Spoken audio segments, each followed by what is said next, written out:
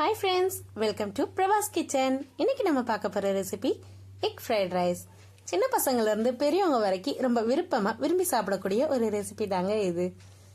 குழந்தைங்களுக்கு லஞ்ச் பாக்ஸுக்கும் இது சட்டுன்னு செஞ்சு கொடுத்துடலாம். காய்கறி முட்டையெல்லாம் சேர்த்து செய்யறதுனால குழந்தைங்களுக்கு தேவையான சத்துக்களும் கிடைக்கும். வாங்க இப்ப எப்படி செய்யறதுன்னு பார்க்கலாம். ஃபர்ஸ்ட் ஒரு கடாயில 1 டேபிள் ஸ்பூன் அளவுக்கு எண்ணெய் சேர்த்துக்கிறேன்.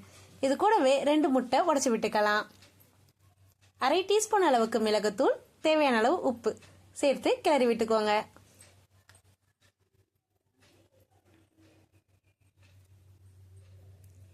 முட்டை நல்லா உதிரியா வர வரைக்கும் கிளறிக்கோங்க.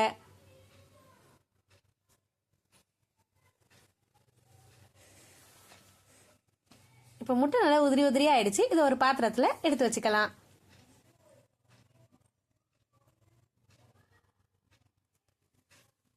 இப்போ அதே கடாயில் 2 டேபிள் ஸ்பூன் அளவுக்கு எண்ணெய் சேர்த்துக்கிறேன். எண்ணெய் சூடானதும் 4 பல் பூண்டு குட்டி குட்டியாக கட் பண்ணி வச்சிருக்கிறேன், அதையும் சேர்த்துக்கங்க.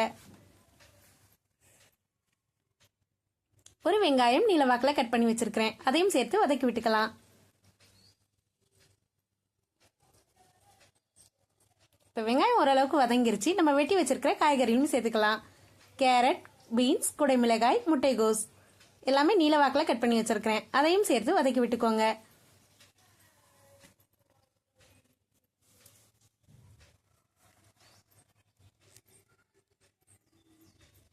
காய்கறிகளுக்கு தேவையான உப்பு சேர்த்துக்கலாம்.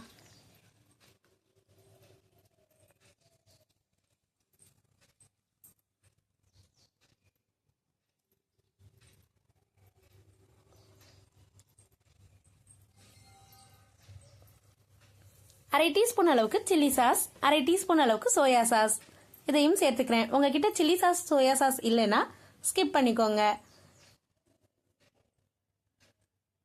இப்போ இது கூடவே நம்ம வடிச்சு ஆற வச்சிருக்கிற சாதத்தையும் சேர்த்து கிளறிக்கலாம். நம்ம ரெடி பண்ணி வச்சிருக்கிற முட்டையும் சேர்த்துக்கோங்க. இப்போ இது எல்லாத்தையும் சேர்த்து நல்லா கிளறி விட்டுக்கோங்க.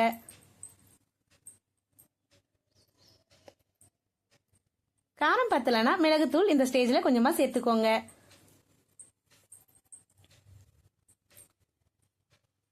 சூப்பரான சுவையான எக் ஃப்ரைட் ரைஸ் ரெடி ஆயிடுச்சுங்க ரெஸ்டாரண்ட் ஸ்டைலில். இதே மாதிரி கண்டிப்பா நீங்களும் ட்ரை பண்ணி பாருங்க. என் வீடியோ பிடிச்சிருந்தா லைக் பண்ணுங்க. என்னோட வீடியோ பிடிச்சதுன்னா லைக் பண்ணுங்க, ஷேர் பண்ணுங்க, நம்ம சேனலை சப்ஸ்கிரைப் பண்ண மறந்துடாதீங்க. Thanks for watching. Bye bye.